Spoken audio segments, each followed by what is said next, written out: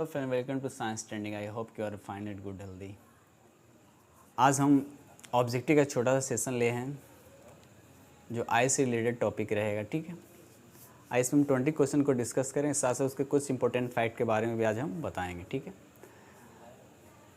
इससे पहले भी हम इस पर बहुत सारी वीडियो बना चुका हूँ, जो इस वीडियो का डिस्क्रिप्शन में इसका लिंक दे दिया गया है और उस पर जाएँ और उस वीडियो को आप देख सकते हैं। तो सबसे पहला क्वेश्चन क्या है, शॉर्ट साइटनेस को और किस नाम से जाना जाता है। ठीक है, शॉर्ट साइटनेस क्या होता है? शॉर्ट साइटनेस का मतलब होता है कि जिसमें नज़दीक की वस्तु तो दिखाई देता है लेकिन दूर की वस्तु दिखाई नहीं, उसको बोलते हैं शॉर्ट साइटनेस। ठीक है, और शॉर्ट साइटनेस में को और किस नाम से जाना जाता है तो उसको माइपिया के नाम से जाना जाता है। किस नाम से जाना जाता है? तो माइपिया के नाम से जाना जाता है। आपका आंसर हो जाएगा ए। ठीक है ना, तो माइपिया के नाम से जाना जाता है। ठीक है, और जब किसी भी इंसान को जब माइपिया हो जाता है तो उसका इमेज कहाँ बनता है? तो रेटिना के पीछे, रेटिना पर तो नहीं बनता ही, तो पहली बात है, क्योंकि जब जिस इंसान को माइपिया हो जाता है तो उसका इमेज रेटिना पर नहीं बनता है, या तो पीछे बनेगा या आगे बनेगा।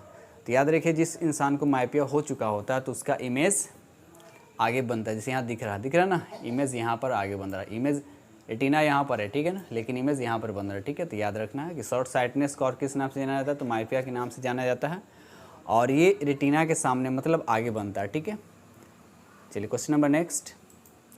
क्वेश्चन 2 कहता है निकट दृष्टि दोष का कारण क्या है। मतलब जिस निकट दृष्टि दोष को, उसी को बोलते हैं शॉर्ट साइटनेस या माइपिया बोलते हैं। ठीक है, तो सबसे पहले जानना है कि निकट दृष्टि दोष का कारण क्या होता है। तो इसके लिए 3 रीज़न। पहला कि लेंस की फोकस दूरी घट जाती है। ठीक है, तो जाहिर सी बात, जब लेंस की फोकस दूरी घटेगा तो जाहिर सी बात उसके पावर क्या हो जाएगा? बढ़ जाएगा। तो लेंस की गोलाई बढ़ जाती है। ठीक है ना, गोलाई बढ़ने का मतलब लेंस ऐसा होता है तो ऐसा हो जाता है। ठीक है ना, तो लेंस की गोलाई क्या हो जाता है? बढ़ जाता है। और देखिए, फोकस जब यहाँ घट रहा है, यहाँ देखिए एक चीज़ यहाँ नोटिस कीजिए, जब फोकस यहाँ पर घट रहा है, ठीक है ना, तो जाहिर सी बात उसकी क्षमता क्या होगा? बढ़ेगा। तो यहाँ पर कुल मिलाकर आपका आंसर जो हो जाएगा ऑल ऑफ दीज होगा, मतलब ऑप्शन होगा डी, इनमें से सभी। ठीक है, तो ये देखिए मापिया के यहाँ फिगर दिखा दिया। जिस इंसान में मापिया होता है उसका इमेज क्या बनता है? सामने बनता है। और निकट दृष्टि दोष मतलब जिससे नज़दीक की वस्तु दिखाई देता है लेकिन दूर को नहीं दिखाई देता। तो इस इंसान को जिसमें माइपिया हो चुका है तो उसको उस दोष को दूर करने के लिए अवतल लेंस का यूज़ किया जाता है। इसको बोलते हैं कॉनकेव लेंस बोलते हैं। ठीक है, चलिए question number next. Question number 3 कहता है निकट दृष्टि दोष दूर करने के लिए कौन सा लेंस का प्रयोग किया जाता है। तभी हमने बताया निकट दृष्टि दोष को दूर करने के लिए अवतल लेंस का प्रयोग किया जाता है। ठीक है, तो आपका आंसर हो जाएगा ए हो जाएगा। ठीक है, ठीक है, तो पहले ही बता चुका हूँ। देखिए अवतल लेंस यहाँ पर आपको दिख रहा है, इस तरह का शेप होता है। ठीक है, और जिस इंसान को माइपिया होता है उसका इमेज यहाँ पर बन रहा है। ठीक है, तो ये चीज़ को आपको ध्यान रखना है। ठीक, क्वेश्चन नंबर नेक्स्ट। चलिए, तो निकट दृष्टि तो हो गया, अब आता है दूर दृष्टि दोष में क्या होता है। तो सर दूर दृष्टि दोष को और किस नाम से होता है? हाइपरमेट्रोपिया के नाम से बोला जाता है, या हाइपरमेट्रोपिया भी होता है। ठीक है, हाँ, तो दूरदृष्टि दोष में क्या होता है, जिसको हाइपरमेट्रोपिया के नाम से भी जाना जाता है या हाइपरोपिया भी बोलते हैं उसको। ठीक है, जिसमें दूर की वस्तु दिखाई देता है और नज़दीक की वस्तु दिखाई नहीं देता। तो यहाँ क्वेश्चन आपको दे रखा है कि दूरदृष्टि दोष में क्या होता है। तो पहला ऑप्शन में लिखा हुआ दूर की वस्तु दिखाई देती है। ठीक है, बी में लिखा है कि नज़दीक की वस्तु दिखाई नहीं देती। दोनों सही है, क्योंकि दूर को तो दिखाई नहीं देता, दूर को दिखाई देता और नज़दीक को दिखाई नहीं देता। सी में लिखा है दोनों, और डी में लिखा है इनमें से कोई नहीं। तो आपको पता है कि आंसर क्या होगा? दोनों होगा, मतलब बोथ। तो यहाँ देखिए इसमें क्या होता है, दूरदृष्टि दोष में जिस इंसान को हाइपरमेट्रोपिया होता है उसका इमेज कहाँ बनता है? तो देखिए यहाँ पर रेटिना के पीछे बनता है, रेटिना के पीछे बनता है। ठीक है, और जिस इंसान को हाइपरमेट्रोपिया होता है उसको दोष को दूर करने के लिए हम लोग कॉन्वेक्स लेंस का यूज करते हैं। ठीक है, किसका यूज करते हैं? कॉन्वेक्स लेंस का यूज़ करते हैं। ठीक है, चलिए क्वेश्चन नंबर नेक्स्ट। दूरदृष्टि दोष का कारण क्या है। तो ठीक, ये जो हाइपरमेट्रोपिया है यानी दूरदृष्टि दोष, ये माइपिया का उल्टा है। इसमें क्या होता है, लेंस की गोलाई क्या होता है? कम, मतलब गोलाई कम का मतलब होता है थिन हो जाता है, पतला हो जाता है। जब थिन होगा तो उसका क्या होता है, फोकस दूरी ऑटोमेटिक बढ़ेगा। जब फोकस दूरी बढ़ेगा तो पावर क्या हो जाएगा? घट जाएगा। पावर क्या हो जाएगा? घट जाएगा। तो यहाँ पर ऑप्शन आपको देखिए, ए में लिखा है लेंस की गोलाई कम होना मतलब पतला होना। बी में लिखा है लेंस की फोकस दूरी बढ़ जाना। तो जब फोकस दूरी बढ़ेगा तो क्या होगा? लेंस की पावर क्या होगा? घटेगा। क्यों कि P = क्या होता है? 1/f होता है। ठीक है। तो यहाँ पर हम ऑप्शन क्या हो जाएगा आपका डी हो जाएगा, ठीक है, ऑल ऑफ दीज हो जाएगा, ठीक है। चलिए यहाँ देखिए आपको फिगर में दे रखा है, ठीक है। ये आपका नॉर्मल विज़न क्या दिखा रहे हैं, यहाँ पे नॉर्मल विज़न है जिसमें कोई डिफेक्ट नहीं है। जिन सारे को डिफेक्ट है, डिफेक्ट वाला ये इमेज है। डिफेक्ट यहाँ पर देखो उसका इमेज कहाँ बन रहा है, पीछे बन रहा है। जिस इंसान को हाइपरमेट्रोपिया होता है इमेज पीछे की ओर बनता है, ठीक है। और इस दोष को दूर करने के लिए, चलिए तो क्वेश्चन नंबर नेक्स्ट,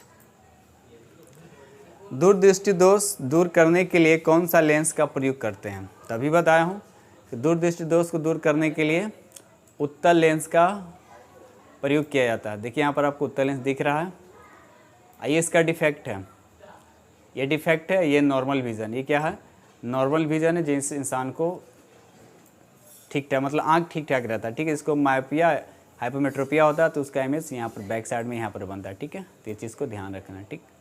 चलिए तो क्वेश्चन नंबर नेक्स्ट, जरा दृष्टि दोष में वस्तु दिखाई नहीं देती है। तो अब देखिए जरा दृष्टि दोष क्या होता है, दूर की, नज़दीक की या दोनों।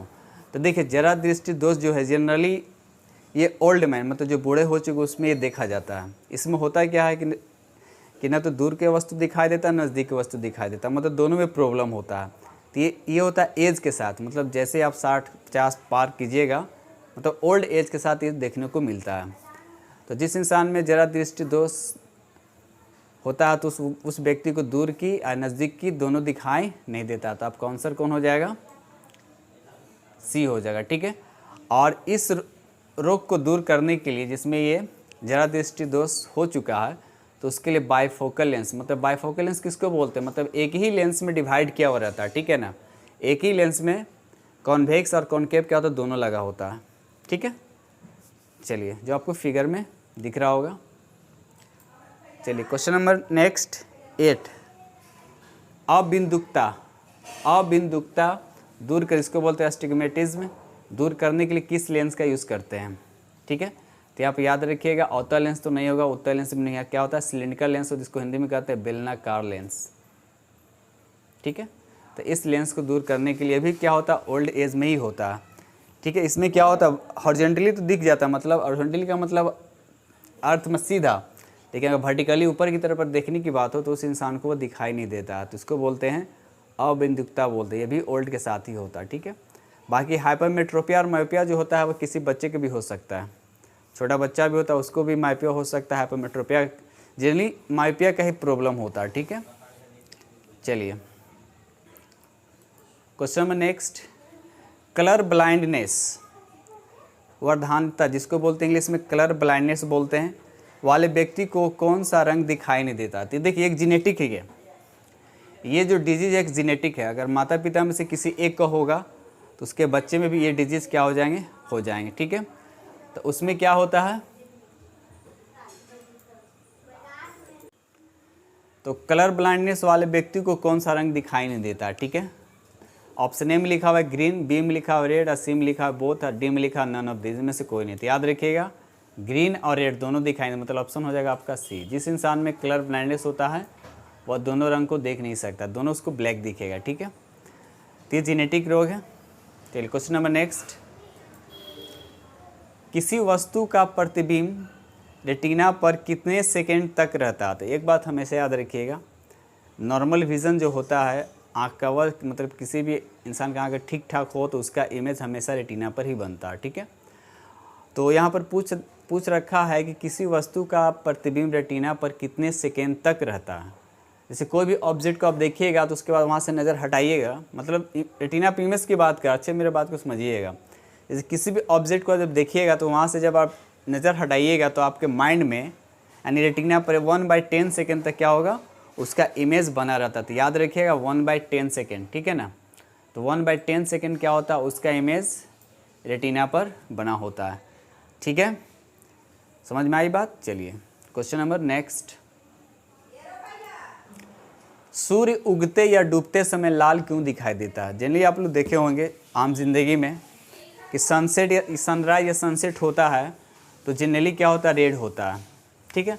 तो रेड होने का रीज़न क्या है, ऑप्शन ए में लिखा अपवर्तन के कारण जिसको बोलते हैं रिफ्रैक्शन ऑफ लाइट, और बी में लिखा परावर्तन के कारण जिसको बोलते हैं रिफ्लेक्शन ऑफ लाइट, ऊपर वाले को रिफ्रैक्शन, नीचे वाले को रिफ्लेक्शन। रिफ्रैक्शन और रिफ्लेक्शन दोनों में ध्यान रखिएगा। उसके बाद सी में लिखा हुआ है प्रकीर्णन के कारण, मतलब स्कैटरिंग ऑफ लाइट, और डी में लिखा हुआ विवर्तन है इसको। तो सब याद रखिएगा, सूर्य उगते या डूबते समय लाल क्यों दिखाई देता, तो याद रखिएगा प्रकीर्णन के कारण। प्रकीर्णन के कारण क्या होता है, वह सूर्य उगते और डूबते समय लाल दिखता है। क्यों दिखाई देता है कि सन में, आपको पता होगा कि सन में 7 कलर होता है, ठीक है। तो उसमें रेड रंग का जो वेवलेंथ होता है सबसे ज़्यादा होता है। वेवलेंथ का मतलब वहाँ से स्पीड से रिलेटेड है, ठीक है।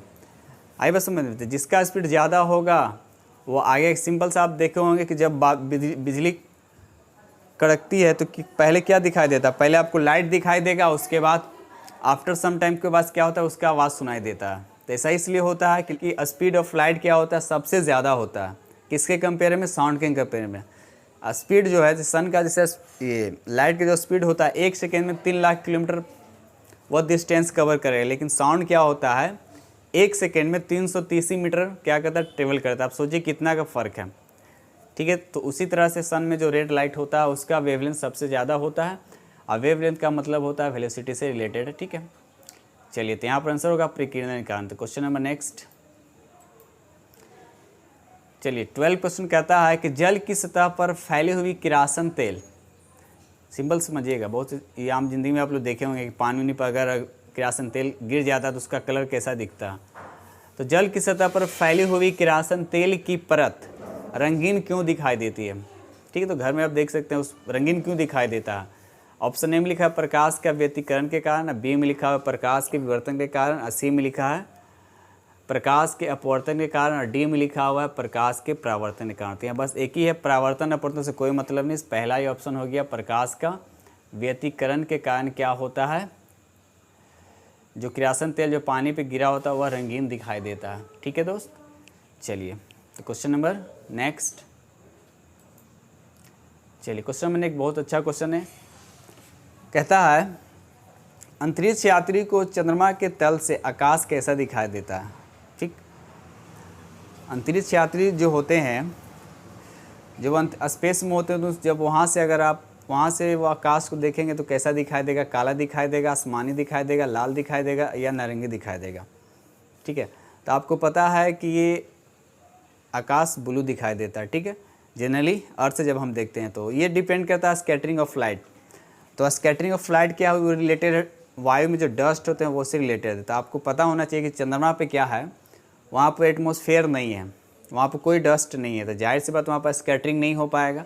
और जब वहाँ स्कैटरिंग नहीं हो पाएगा तो इसलिए वहाँ से क्या होता है, चंद्रमा के तल से जब आकाश को देखा जाता है तो वह काला दिखाई देता है, लेकिन हम अर्थ से देखेंगे तो वह ब्लू दिखाई देगा, ठीक है। तो इस चीज़ को ध्यान रखना। तो आपका आंसर हो जाएगा ऑप्शन ए हो जाएगा, ठीक है।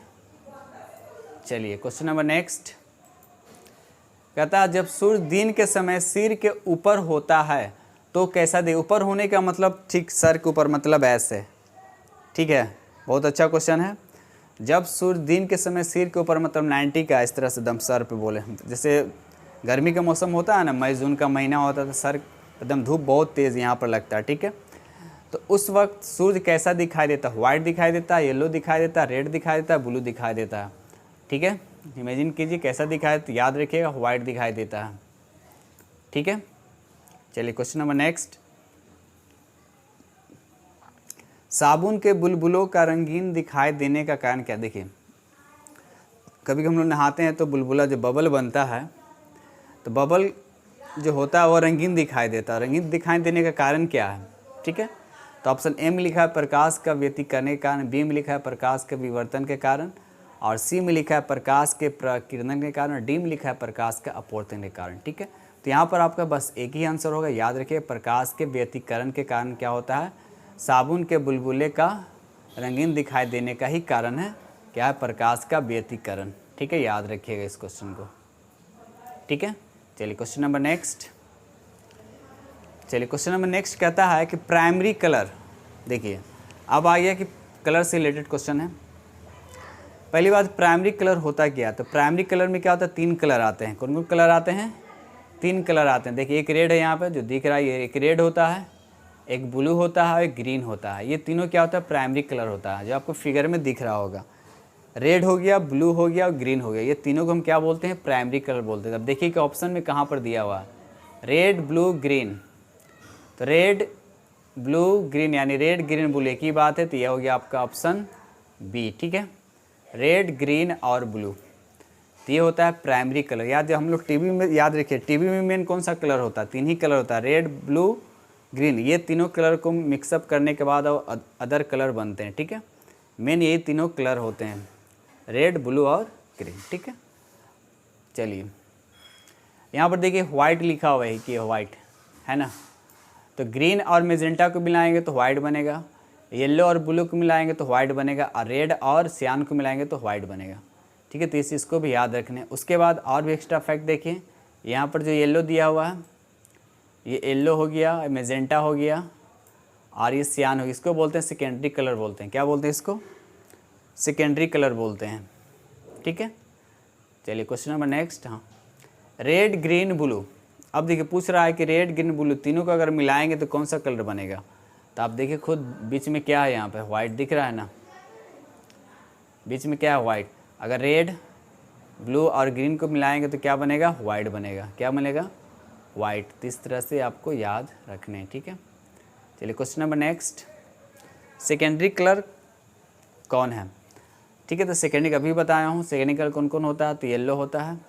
तो सेकेंडरी कलर क्या होता है, दो प्राइमरी कलर को मिलाकर सेकेंडरी कलर बनाया जाता है। जैसे यहाँ देखिए येलो है ना, तो रेड और ग्रीन को जो मिलाएंगे तो येलो बनेगा।